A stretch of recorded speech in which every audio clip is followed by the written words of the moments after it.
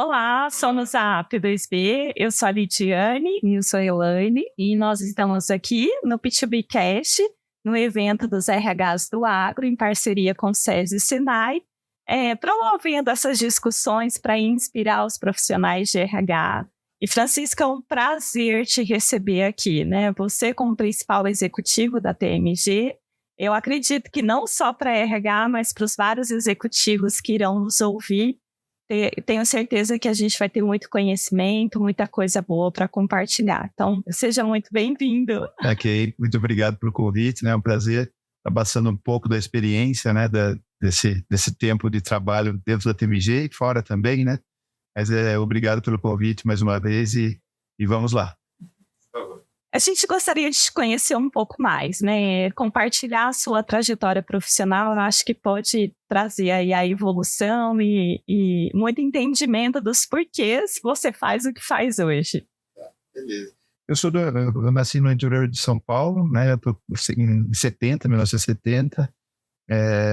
Meu pai era dentista, né? É dentista ainda, ele é vivo e trabalha ainda, com 85 anos meu pai trabalha, né? E ele, na época, né, médico, dentista, investia em sítios, né, propriedades rurais. E a gente tinha algumas propriedades rurais na época com citros, né, uma região de laranja.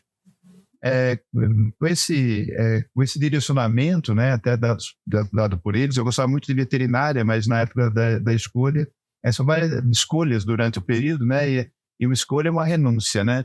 Então eu gostava muito de cavalo na época, mas a citricultura, né, era um negócio um pouquinho mais palpável. Eu escolhi fazer agronomia, né? Eu fiz agronomia na Unesp em Jabuticabal. Mas aí eu entrei em 88, saí em 92, né? Fiz todo o meu trabalho dentro da faculdade com citros. Eu era bom de citros, eu gostava mesmo, né? Porque eu tinha o dia a dia nas propriedades do meu pai e também com o professor lá, enfim, a coisa evoluiu, né? Eu trabalhei na Cutrale, que é uma grande empresa de citricultura, né? Cutrale, né? Trabalhei numa das fazendas dele, e daí dentro da Cutrale, né, eu recebi uma proposta de trabalhar com soja e milho e café em Minas, né? Eu lembro que foi uma discussão grande em casa, mas eu falei, é uma maneira de eu entender outras culturas e abrir um pouco o leque, né, dentro das culturas da agronomia, né?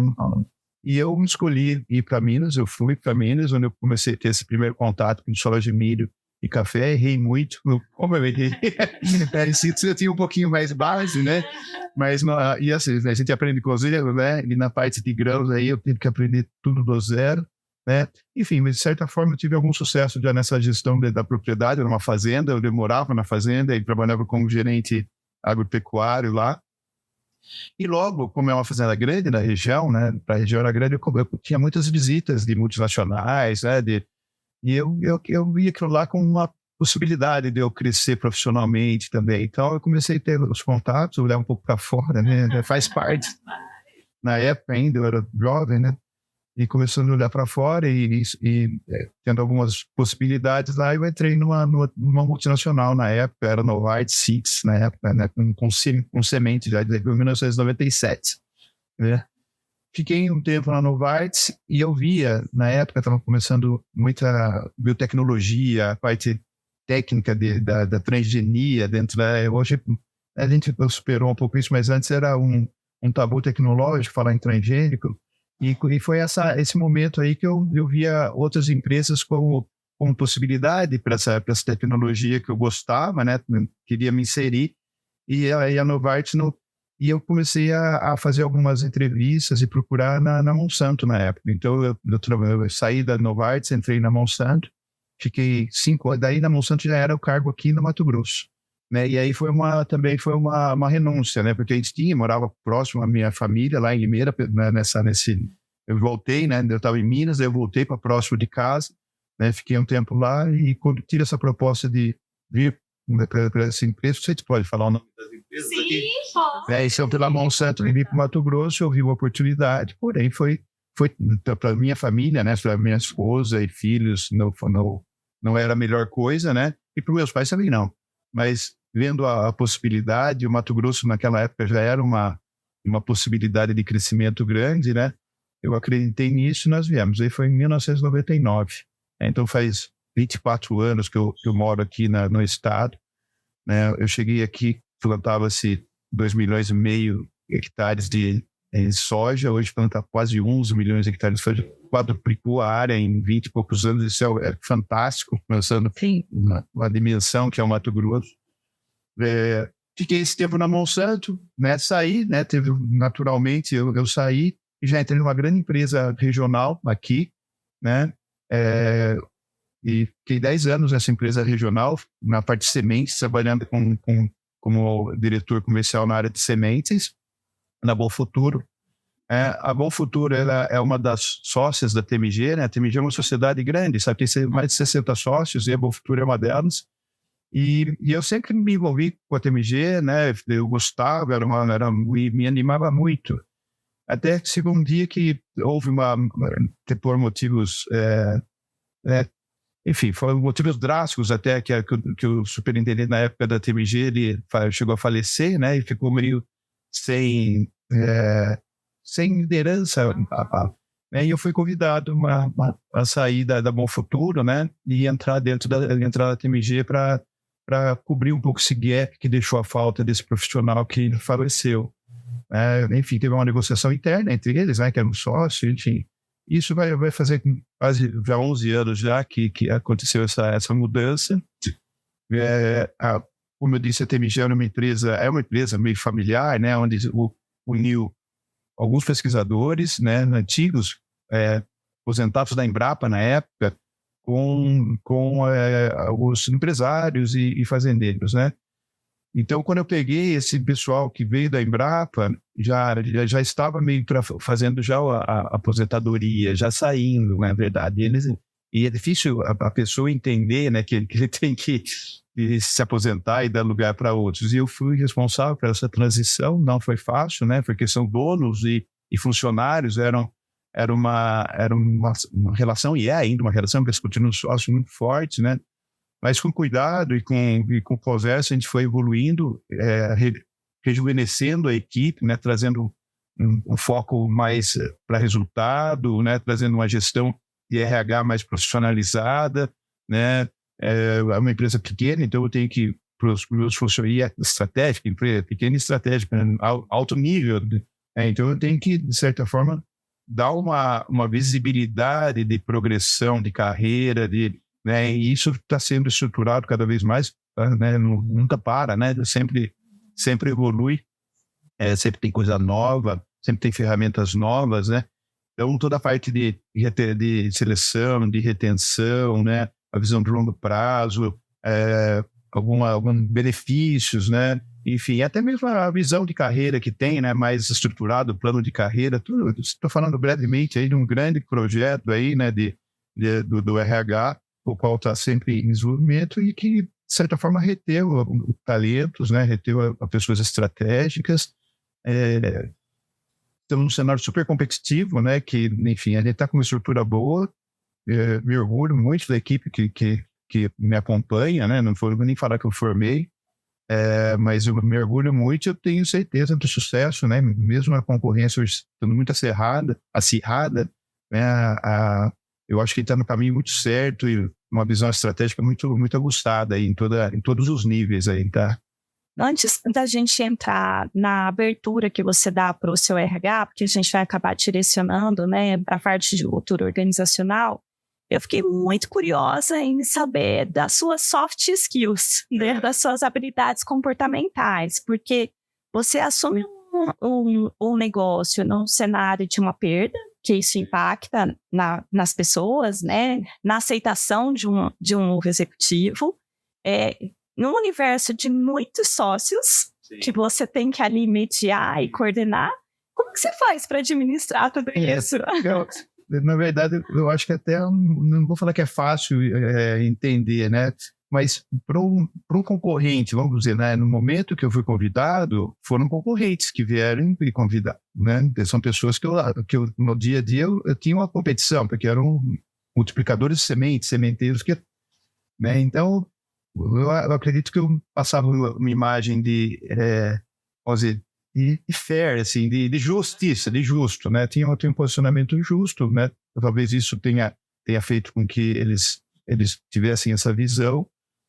Conciliador, né? Eu tento conciliar e enfim, não levar o problema bruto para ser resolvido. Eu tento achar algumas alternativas, né?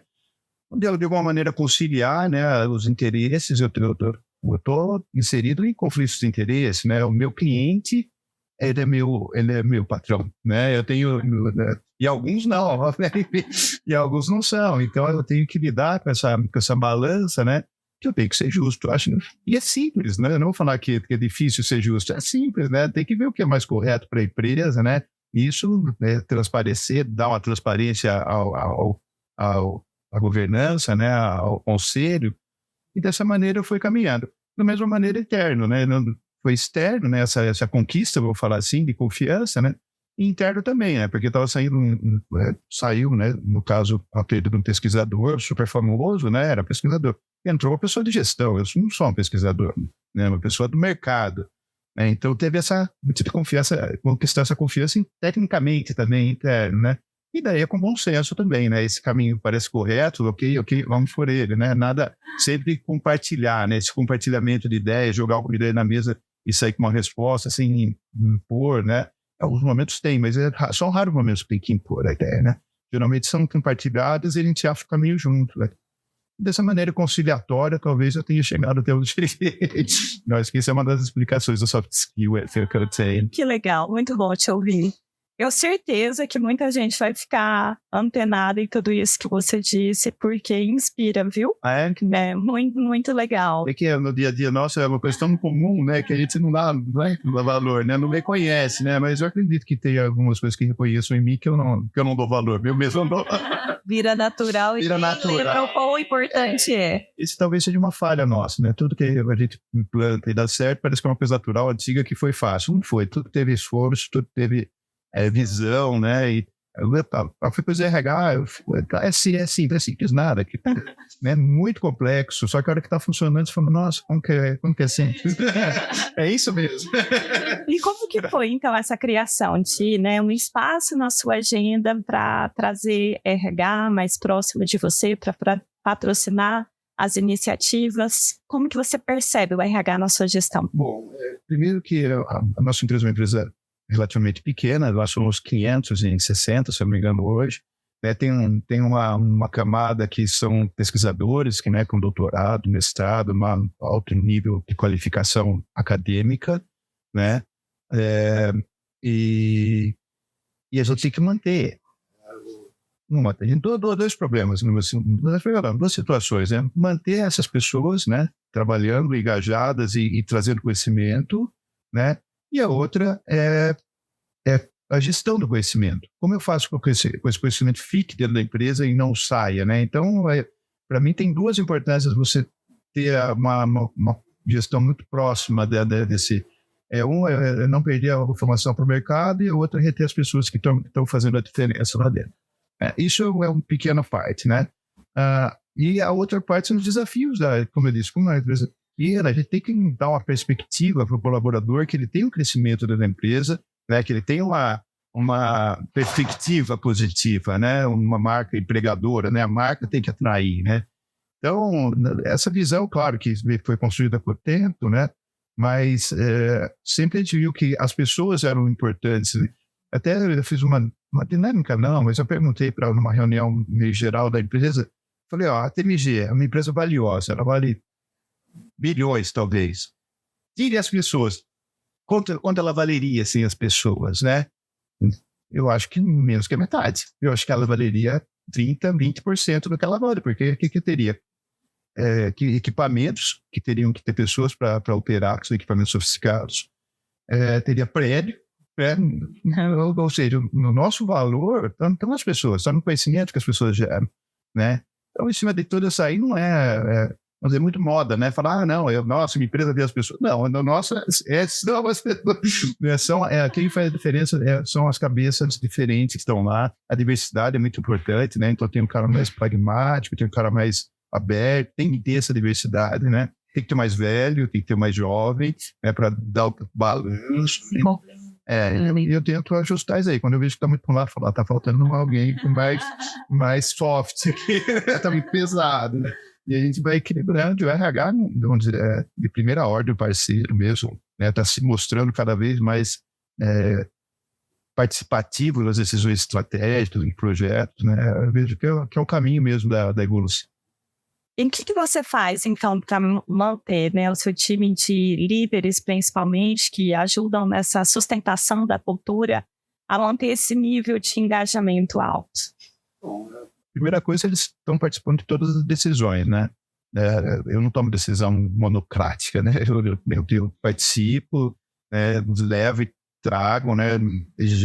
Tem uma gestão da situação e daí a gente toma uma decisão que todo mundo, se não todos concordem, mas a maioria concorda. Então, isso faz eles participarem da decisão e da estratégia, e isso, para mim, faz muita diferença nesse time, em toda a empresa, né? Esse time um pouquinho mais graduado, vamos falar assim, é toda a diferença de estarem participando da estratégia, porque daí o engajamento é natural, né? Então, claro que às vezes você toma uma decisão que alguns não, como tem essa diferença, mais jovens, então, às vezes toma uma decisão mais para o lado moderno, vamos falar assim, né? mais acelerado. Os velhos, né? Os mais sêniores lá também não gostem, né? Mas eles entendem que aquilo lá é necessário, né? Enfim, tem um entendimento, mesmo a decisão não sendo 100%, né, de concordância, existe um porquê, existe uma lógica para a gente estar tomando aquele caminho. Isso, para mim, gera um engajamento. Tá? Isso, para mim, é o mais importante. A nossa turnover nesse grupo é baixíssimo, não tem. Eu imagino que seja por isso mesmo, né? Por esse compartilhamento aí de decisões e de visão comum. Talvez uma visão comum, talvez faça com que eles fiquem do meu lado. Podem me gerar. A visão comum é o que o mercado chama de propósito. Propósito, exato. Propósito claro, né? E não só propósito claro, mas as ferramentas e o que ele está colocando para que isso seja alcançado faz sentido, né? E tem peso, né, também, né? Não adianta nada, tem um propósito aqui, mas tem que investir numa máquina X, né? Aqui, assim, é o propósito, tem que investir numa máquina X. Ok, por que não duas máquinas? Que duas máquinas é diferente de uma, né? Por que você está querendo essa máquina não aquela outra? Mas é uma discussão mais afinada do que nós vamos fazer. Não, se precisa, não precisa, né? Não precisa, a gente aliás, a gente força isso, né? O que está precisando? O que eu posso fazer para ampliar ou potencializar o que a gente está fazendo? Essa questão que fica na mesa o tempo todo, né? Sem querer ser invasiva, mas eu gostaria de saber como que você equilibra, então, né? Tantos resultados, as pessoas e a sua vida pessoal. O que você faz para... Eu escutei uma coisa hoje, aliás, a gente estava num evento ali e para mim foi mais importante eu como espectador do que como participando da plenária ali, porque realmente as pessoas que falaram, né, mas tem que ser divertido, né? Eu escutei uma vez isso em inglês, até must be fun. O cara falou, eu falei, é verdade, tem que ser divertido. E é divertido, né? Todo mundo que está lá, eles gostam desse dia a dia. Então, eu acordo para trabalhar, eu vou trabalhar, que legal. Então, vamos dizer, dá para conciliar. Eu tenho um horário também, deu 6 horas, é meu time. Eu sou diurno. A luz tem que estar brilhando. Falar, vamos trabalhar, fazer uma reunião à noite. Eu não vou render como eu renderia às 7 horas da manhã. Então, eu gosto Então, eu tenho meus horários estabelecidos. Eu acho que em 8 horas você não consegue fazer o que você tem que fazer. Tem alguma coisa errada, ou você está sobrecarregado, ou você é devagar. Você é lento. Então, eu tenho isso comigo, né? Então, deu horário, né? Eu tento cumprir a agenda, né? Mas eu não levo muita coisa para casa. Eu tento... Claro, que alguma situação, uma notícia te pega e tem que ter muito controle emocional para não sentir, né? Mas, de fato, não são muitas, não. Não são muitas. E como eu gosto do que eu faço, dá para conviver numa boa com ele. Que legal. Olhando, né? Você falou muito... me parece que é um ambiente de muita tecnologia, né? De muita inovação. Então, olhando para tudo isso, que normalmente as empresas têm o desafio de trazer a tecnologia e aculturar as pessoas. Se não são esses os seus desafios de negócio, quais são os seus desafios de negócio? eu tenho competidores muito fortes, né? A gente compete com multinacionais grandes, né? A gente, dentro do mercado de soja, tem um competidor também, que é uma empresa multinacional muito forte aí. Então, a gente disputa mercado mesmo, né? E tecnicamente, ele está muito bem respaldado. Só que isso vamos dizer, claro, não é uma loteria, porque na loteria você tem que ter sorte, né? Mas é um jogo estatístico. A gente trabalha com jogo estatístico. Se eu tenho um volume de trabalho que vai me levar a algum resultado lá. E tem uma sorte nesse meio. Sorte, né, claro, é bom trabalho, mas às vezes eu no mesmo concorrente meu, com aquele mesmo volume de trabalho, consegue chegar num produto melhor do que eu consegui chegar, que é a situação atual. Então, hoje eu tenho toda uma equipe de ponta, equipamentos de ponta, pensamento avançado, né? E a gente faz benchmark, a gente sabe quem está. Só que eu não tenho a liderança de mercado. Entendeu? Então, isso hoje está fazendo eu perder muita energia, né? Como manter num cenário competitivo muito agressivo e crescer dentro dessa competição, né? Então, eu vejo que e passar isso para o time, de certa forma, estabilizado, que é o time de pesquisa, né? Porque eu tenho que ser, ele é pesquisador, ele tem o time dele, mas eu tenho que pôr pressão lá também. E a pressão é sempre do sentido, o que podemos fazer para potencializar? Onde a gente pode investir que dá mais resultado? E aí, tem uma pergunta também ali da parte de dados, né? Antes era filho. O que a gente tem que fazer para melhorar a eficiência? Vamos aumentar a área de teste, né? Será que a área de teste é a melhor maneira? Será que eu não posso aumentar o meu desempenho no laboratório ou um desempenho diferente? Antes era filho. Hoje, os números, né? O Big Data, o tratamento desses dados, o planejamento integrado, traz informações que a gente consegue tomar uma decisão muito mais acertada, muito mais fácil. Na verdade, fica mais fácil. Antes uma pessoa fala, putz, eu acho que é desse lado. Não, agora eu tenho certeza que é aqui. Né? Então, cada vez vai melhorando cada vez mais esse nível de informação. Né? Então, no início parece que traz uma complexidade, porque você tem que estruturar esses dados, tem que ter pessoas envolvidas em trabalhando só com isso, mas a partir do momento que aquilo lá começa a ser usado gerencialmente para tomar decisão, né, para você ver cenários, né, fazer modelagens de situações, melhora as tomadas de decisões, melhoram muito. Não, a gente está tendo uma aula aqui. É difícil fazer perguntas, porque a gente passaria horas te ouvindo, mas eu gostaria muito que você deixasse aqui uma mensagem, tanto para os executivos quanto para os RHs. Postura, premissas, o que você acha importante compartilhar para que a sociedade evolua bem? Tá. Com relação à parte executiva, né? Mais uma vez, aprendi hoje aqui, tá? são muitas teorias, muita coisa bonita, né? Que fala e todas fazem sentido, né? Acho que o grande segredo é pegar toda essa teoria de missão, visão, propósito, tem, né? Os valores, as competências, que isso seja real na sua companhia, não simplesmente quadro na parede. Eu escutei isso hoje aqui e é exatamente isso que eu procuro, né? Simplificar as coisas, né? E fazer com que aquelas palavras ou aquele propósito simples que a gente chegou seja de fato real, executado. Então, talvez para os executivos é isso que eu tirar da parede e pôr na prática, né? E para outros, portanto... Para o RH. Para o RH? O RH tem muitas ferramentas, estou falando no meu caso interno, né? Muitas ferramentas podem ser aprimoradas, né? A gente meio que faseou todo o projeto, né? Estamos noutra fase de sucessão, uma coisa mais elaborada. A gente pensa, ver a equipe realmente, quem vai me substituir, quem são as pessoas que vão... Estou dando um exemplo aqui de toda a estruturação que o RH faz. Eu acredito que dá para melhorar a escuta, né? E o tratamento mais específico dentro das equipes, né? Uma coisa que não foi falada aqui, eu acho que o RH também contribui para as equipes se unirem, né? Não só, porque uma coisa é liderança, liderar a equipe, né? Coisa, eu mando, você obedece.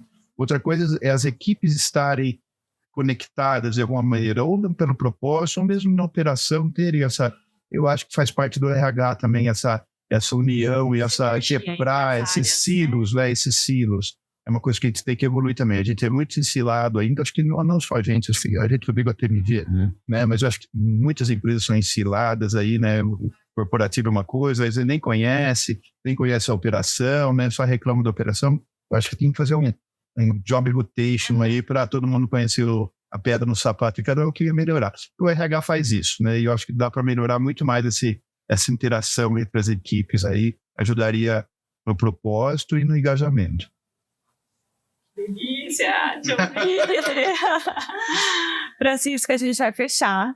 Então, eu vou trazer aqui uma frase e aí você traz completando com o significado que faz para você, tá bom? Então, para você, o agro e indústria é? Eu ia falar é pop. Até que é pop. Mas eu vejo que eu até acho que é vital para mim. A agroindústria é vital, né? A gente está meio no backstage de toda a humanidade, né? Mas é uma operação gigantesca e que dá essa segurança alimentar. Muitas pessoas confundem segurança do alimento, né? Alimento saudável com segurança alimentar. A segurança alimentar é ter alimentos para o ser humano, para a população humana sobreviver, por dizer assim, né? E eu acho que nesse propósito o agronegócio é muito eficiente, né? E está sendo muito eficiente. E conseguir com alimento seguro também, né? Então muita gente, vamos trocar o modelo produtivo. É colapso, no meu ponto de vista. Não tem noção do que falam, né? Então, para mim, o agro é vital, ele mantém a paz mundial. O Brasil está mantendo a paz mundial, né? Com agro pungente. Nossa, ficou arrepiada. Nossa, que presente te receber aqui, poder te ouvir e ter essa aula com você, não só de gestão, mas de humanidade. Então, muito obrigada por ter aceito o nosso convite e compartilhar tanta experiência com a gente. É isso, eu agradeço. Desculpa a informalidade, mas eu que agradeço. Foi ótimo, Francisco. Muito obrigada. Obrigado a vocês. Tá? E parabéns pelo podcast e pelo trabalho. Obrigada.